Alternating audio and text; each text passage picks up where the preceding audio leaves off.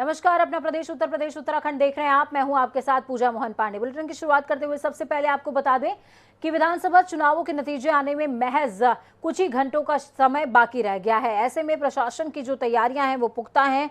अब ऐसे में हलचल तेज हो गई है। स्ट्रांग रूम के बाहर पार्टी कार्यकर्ताओं का जमावड़ा भी लगा हुआ है, तो पुलिस प्रशासन भी सुरक्षा को लेकर कोई कमी छोड़ना नहीं चाहती। उत्तर प्रदेश में 10 मार्च को होने वाली मतगणना को देखते हुए 70,000 सिविल पुलिस वर्कर्स को तैनात किया जाएगा।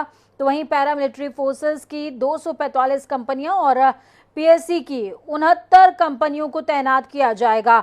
ADG law and order Prashant Kumar ने कहा कि जो भी माहौल बिगाड़ने की कोशिश करेगा उनके खिलाफ सख्त एक्शन होगा।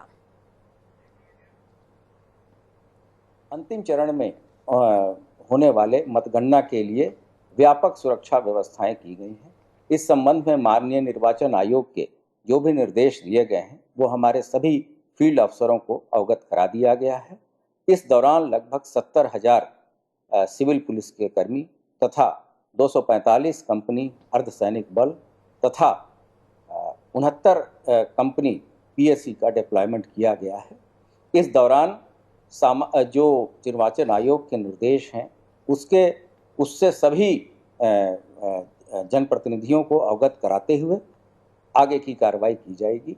ये भी फील्ड फॉर्मेशंस को बताया गया है कि इस दौरान जो वीडियोग्राफी तथा फोटोग्राफी कराई जाए।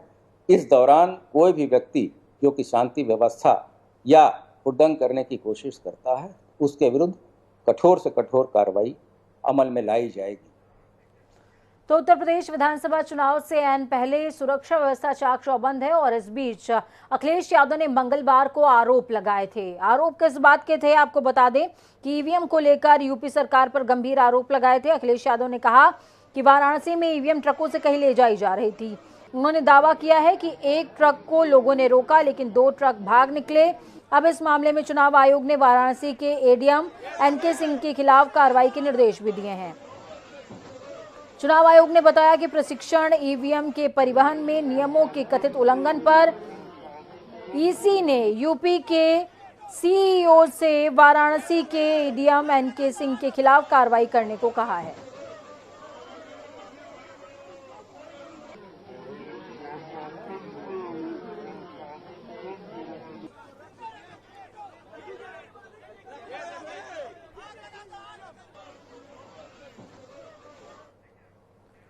तो मुख्यमंत्री योगी आदित्यनाथ गोरखपुर में इस दौरान मौजूद हैं। गोरखपुर में यूक्रेन से वापस आए छात्रों से उन्होंने मुलाकात भी करी है। सीएम योगी ने इस दौरान तकरीबन 15 छात्रों से मुलाकात करी। मुलाकात के दौरान छात्रों ने केंद्र और राज्य सरकार का धन्यवाद किया है। छात्रों से मुलाकात के बाद सीएम ने उनसे संवाद करने के दौरान कहा कि यूपी के कुल 2,290 छात्र यूक्रेन में रह रहे थे। इनमें गोरखपुर से 74 बच्चे वहां पर थे। अब तक कुल 2,078 छात्र वापस आ चुके हैं। बाकी छात्रों को लाने की तैयारी की जा रही है। सीएम ने छात्रों का हौसला बढ़ाते हुए कहा कि आप युद्धग्रस्त क्षेत्र से आए हैं तो आपके किसी भी तरह का तनाव लेने की आपको जरूरत नहीं। आपको मानसिक रूप से स्वस्थ रहना होगा। उत्तर प्रदेश से कुल 2290 छात्र वहां पे रहते हैं, जिनमें से 2,078 वापस आ चुके हैं। शेष जो बचे हैं उनको भी लाने की पूरी व्यवस्था पूरे उसमें की जा रही है। और देखिए, ऑपरेशन गंगा नाम दिया गया है इसका। अपर्चर थोड़ा कम करिए। ऑपरेशन गंगा के इस अभियान के लिए हम सभी सबसे पहले प्रधानमंत्री मोदी जी का हृदय से आभार व्यक्त करते हैं, जिन्होंने युद्धग्रस्त क्षेत्र में, आप में से जो हमारे छात्र वहां पे रहे होंगे, आप लोगों ने देखा होगा, ये सुविधा केवल भारतीय नागरिकों को और भारतीय छात्रों को ही प्राप्त हो पाया। वाराणसी का ईवीएम मामला शांत होने का नाम नहीं ले रहा है। अब इस पूरे मामले को लेकर स्वामी प्रसाद मौर्य भी हमलावर नजर आ रहे हैं। उन्होंने ईवीएम मामले को लेकर जिले के अधिकारियों और बीजेपी पर हमला किया है। स्वामी प्रसाद मौर्य ने कहा कि 4 से 5 जिलों में बड़ी तादाद में ईवीएम पकड़ी गई है। अगर वो मशीनें ट्रेनिंग में भी जा रही थी तो सभी दलों के प्रत्याशियों के सामने खाली मशीनों को निकालना चाहिए था। उन्होंने कहा कि सत्ता पक्ष को खुश करने के लिए खाली मशीनें निकाली गईं। नहीं पकड़े गए होते तो बारीकी से वोटिंग करके मशीन जमा कर देते। 4-4, 5-5 जिलों में ईवीएम मशीन बाहर पकड़ी गई और बड़े पैमाने पर पकड़ी गई। वाराणसी में पकड़े जाने के बाद वहां के डीएम ने कहा कि ट्रेनिंग के लिए जा रही थी। अगर ट्रेनिंग के लिए भी जा रही थी तो इसमें भी सभी प्रत्याशियों के सामने उस खाली मशीन को निकालनी चाहिए। अगर मालियन नहीं पकड़े जाते तो उन्हीं खाली मशीनों पर भाजपा के पक्ष में मतदान करके फिर उसे सुरक्षित वहीं पर जमा कराई जा सकती थी। यानी हेरा फेरी की पूरी संभावनाएं बनी रहती हैं। इसीलिए जब व्यवस्था है कि सभी प्रत्याशियों की उपस्थिति और सहमति आवश्यक है, तो जहां जहां भी ईवीएम मशीनें बाहर आई हैं वहां पर सभी राजनीतिक दलों के प्रत्याशियों की सहमति उपस्थिति क्यों नहीं सुनिश्चित किया गया? अगर नहीं किया गया तो इसका मतलब है कहीं ना कहीं मन में पाप है, भ्रष्टाचार के कारण ये ऐसा किया गया है। सत्ता पक्ष को उपकृत करने के लिए, उनको खुश करने के लिए उनके पक्ष में मतदान की नीयत से खाली मतपेटियां निकाली गई थी और अब पकड़े गए तो साह, नहीं पकड़े गए होते तो बड़ी बारीकी से वोटिंग करके ला करके उसको फिर वहां पर जमा भी कर देते। तो वाराणसी में उस समय हंगामा शुरू हो गया जब ईवीएम मशीन से लदी हुई ट्रक को सपा कार्यकर्ताओं ने अपने कब्जे में ले लिया और इस घटना के बाद कहीं ना कहीं सवालिया निशान भी खड़े होने लगे हैं। ऐसे में हमारे सहयोगी, हमारे संवाददाता ने सुभाषपा के प्रत्याशी अरविंद राजभर से खास बातचीत की है, सुनिए। देखिए, स्कूटनी के दरमियान हम यहाँ जिलाधिकारी महोदय से मिले थे और आरओ से भी मुलाकात की, आरओ से मुलाकात की, प्रेक्षक से मुलाकात की। उन्होंने स्पष्ट रूप से हमको अवगत कराया था कि मैंने क्वेश्चन किया था उनसे कि क्या स्कूटनी संपन्न होने के बाद कोई ईवीएम अंदर बाहर किया जा सकती है। उन्होंने हमसे स्पष्ट कहा था कि अगर कोई भी ऐसी प्रक्रिया होगी या क्रिया होगी तो उसकी पूरी सूचना निर्वाचन के गाइडलाइन के थ्रू आपको दी जाएगी। कोई भी मूवमेंट होगा ईवीएम का तो तत्काल आपको सूचित करके बुलाया जाएगा और आप सभी लोगों की देख रेख में ही उसको आगे बढ़ाया जाएगा। जबकि हम लोग संतुष्ट होकर के वापस गए। लगभग 5:40 पर यहाँ हम लोगों ने पहले तो प्रशासन का रवैया यहाँ ठीक में लाइव कार्यकर्ता यहाँ पर लगे हुए थे, कार्यकर्ताओं को खदेड़ा गया, उन पर लाठियां भाजी गई कि यहाँ से भाग जाओ। जबकि मैं आया तो ये जो टेंट बना हुआ है यहाँ पर डीएम के द्वारा बताया गया कि यहाँ पर 6 से 8 लोग आपके लोग बैठे रहेंगे। यहाँ का सीओ जो है, सीओ कैंट जो है, अब आई डोंट नो क्या नाम है उनका, उन्होंने उन लोगों के साथ बदतमीजी किया, गाली गलौज किया, धक्का देकर के यहाँ से बाहर करने का प्रयास किया। जैसे ही बाहर लड़के गए तुरंत गाड़ी पीछे वाले गेट से ला करके पीछे स्टोर रूम के माध्यम से, पिकअप के माध्यम से यहाँ से ईवीएम ले जाने का प्रयास किया। कार्यकर्ताओं ने देखा, उसको रोका, रोकने के बाद गाड़ी भागने का प्रयास किया, टायर को पंचर किया लोगों ने, देखा कि उसमें ईवीएम है। जबकि सीओ को बताया, सीओ से पूछा गया जो यहाँ सुरक्षा में लगा था, उससे पूछा गया तो कहा कि टेंट का सामान है वो जा रहा है वापस।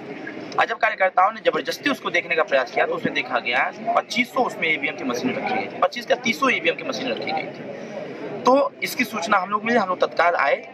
डीएम को मैंने कम से कम 100 बार फोन किया अपने फोन से, क्योंकि उसमें शिवपुर विधानसभा का था, दक्षिणी का था, उत्तरी का था, रोहनिया का था।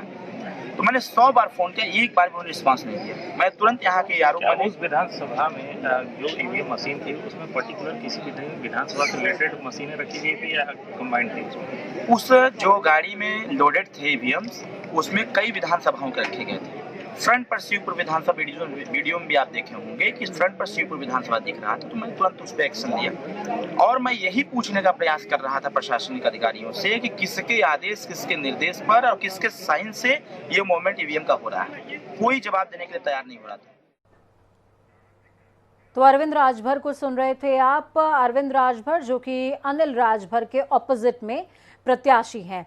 ऐसे में आपको बता दें कि मतदान होने के बाद ईवीएम मशीन को लेकर के हंगामा बढ़ता ही जा रहा है। इस बीच ओपी राजभर यानी कि ओम प्रकाश राजभर जो कि सुभाषपा के राष्ट्रीय अध्यक्ष हैं, उन्होंने साफ तौर पर कहा कि हमारे लोग डरने वाले नहीं हैं, हम स्ट्रांग रूम के बाहर मजबूती के साथ तैनात हैं और हमने शिकायत की है कि जिस तरीके से ये धांधलियां की गई हैं वो काबिले बर्दाश्त नहीं है। आपको बता दें कि इस दौरान हमारे सहयोगी ने सुभाषपा के राष्ट्रीय अध्यक्ष ओम प्रकाश राजभर से खास बातचीत भी की है, सुनिए। मतगणना में अभी 24 घंटे का वक्त है, लेकिन विपक्षी पार्टियों में ईवीएम को लेकर रार बढ़ती जा रही है। इस वक्त हमारे साथ सुहेलदेव भारतीय समाज पार्टी के राष्ट्रीय अध्यक्ष ओम प्रकाश राजभर इस वक्त हमारे साथ मौजूद हैं। ओम प्रकाश राजभर जी, लगातार बीती रात से ही देखा जा रहा है दौड़ा भागी आप लगाए रखे हैं आयोग में, चुनाव आयोग। लेकिन चुनाव आयोग का कहना है कि ईवीएम में कोई गड़बड़ी नहीं है, जो है वो ईवीएम मतगणना के दिन प्रशिक्षण के लिए वहां जा रहा था। लेकिन राजनीतिक दलों के ने इस चीज को लेकर अफवाह फैलाई है। नहीं, डीएम से बड़ा चुनाव आयोग है। चुनाव आयोग ने गाइडलाइंस दिया है कि स्ट्रांग रूम के आसपास कोई भी ईवीएम दूसरे स्थान पे स्थानांतरित करना है तो सबसे पहले प्रत्याशी को सूचना, उसके बाद वहां के जिलाध्यक्ष को, पार्टियों के जिलाध्यक्षों को सूचना, उसके बाद पूरी सिक्योरिटी के बाद तब ले जाया जा सकता है। लेकिन वहां के डीएम ने क्या किया? गाड़ी में तो रखवा लिया, बोरा से तोप दिया, चोर की तरह लेके भाग रहे थे। उनकी सिक्योरिटी कहां थी? उन्होंने सूचना क्यों नहीं दिया? शंका नहीं होगी? ये इस नाते जो वहां के लोगों ने किया वो सही किया, सही कदम उठाया। क्योंकि भारतीय जनता पार्टी में इन पे विश्वास नहीं, क्योंकि इन्होंने पंचायत चुनाव में जिस तरह की गुंडई किया, जिस तरह का वोट लूटा, जिस तरह महिलाओं को चिरहरण किया, कैसे विश्वास कर लें? वही अधिकारी है ना, दूसरा कोई अधिकारी है? इस नाते इन पे भरोसा नहीं, हमको सजग रहने की जरूरत है। हमारे वोटरों ने जो हमको वोट दिया वो भी हमसे कह रहे हैं कि आप सजग रहो, ये बेईमान लोग हैं, ये धोखेबाज लोग हैं, कुछ भी करा सकते हैं, आप लोग अलर्ट रहो। तो खबरों में आगे बढ़ेंगे, बात उत्तराखंड के करेंगे। सीएम पुष्कर सिंह धामी आज राजभवन में मौजूद पुष्प प्रदर्शनी में पहुंचे। इस दौरान उन्होंने सैनिकों और लोक कलाकारों से मुलाकात करी और राजनीतिक चर्चा करते हुए कहा कि उत्तराखंड में एक बार फिर से बीजेपी की सरकार बनने जा रही है। इसके साथ ही सीएम ने कहा कि प्रदेश में जनता का भरपूर सहयोग मिला है। तो वहीं उन्होंने बीजेपी के बड़े नेताओं के उत्तराखंड आगमन को लेकर कहा कि बड़े नेताओं के सहयोग से पार्टी को मजबूती देने का काम किया जा रहा है, इसलिए पार्टी के बड़े नेता राजधानी देहरादून पहुंच रहे हैं। आश्वस्त हैं पूरी तरह से और हमारे परिणाम सब हमारे पक्ष में आने वाले हैं। सर, आपका कल कहाँ रहने वाले हैं आप? अभी ये देखते हैं कल कैसी परिस्थिति बनती है और चूंकि वो जैसे भी संगठन की व्यवस्था होगी उसके आधार पर। नहीं, देखिए, मैं पार्टी का एक सामान्य कार्यकर्ता हूँ। मेरी पार्टी ने, हमारे देश के प्रधानमंत्री जी ने और हमारे राष्ट्रीय अध्यक्ष जी ने, मेरे केंद्रीय नेतृत्व ने मुझे जो जिम्मेदारी दी थी, मैंने कोशिश करी है कि उस पर मैं खरा उतरूं, उस पर जितनी मेरी क्षमता है, योग्यता है, उस पर काम करूं। तो आपको बता दें कि नतीजों से पहले ही कांग्रेस को अब हॉर्स ट्रेडिंग का जो डर है वो सताने लगा है। इसी बीच कांग्रेस के जो आला कमान दिग्गज हैं वो अब उत्तराखंड देवभूमि पहुंचने लगे हैं, जिसमें छत्तीसगढ़ के मुख्यमंत्री भूपेश बघेल भी शामिल हैं। इसको लेकर नेता प्रतिपक्ष प्रीतम सिंह ने कहा कि भाजपा का इतिहास रहा है कि जहां उनको बहुमत नहीं मिलता वहां पर वो खरीद फरोख्त करते हैं और सत्ता को हासिल करना चाहते हैं। कांग्रेस का पार्टी जो है पूरी तरीके से सचेत है, लेकिन सत्ता में बैठे हुए लोग एक नहीं कई बार लोकतंत्र की हत्या कर चुके हैं, जिसकी शुरुआत उन्होंने उत्तराखंड से की और उसको लगातार हर राज्य के अंदर उन्होंने दोहराने का प्रयास किया। तो जब जनता का जनादेश भाजपा को नहीं मिलता है तो वो धनबल के माध्यम से जनादेश प्राप्त करने की कोशिश करती है। वो प्रयास वो यहाँ भी करेंगे, लेकिन पूरी तरीके से विफल होंगे।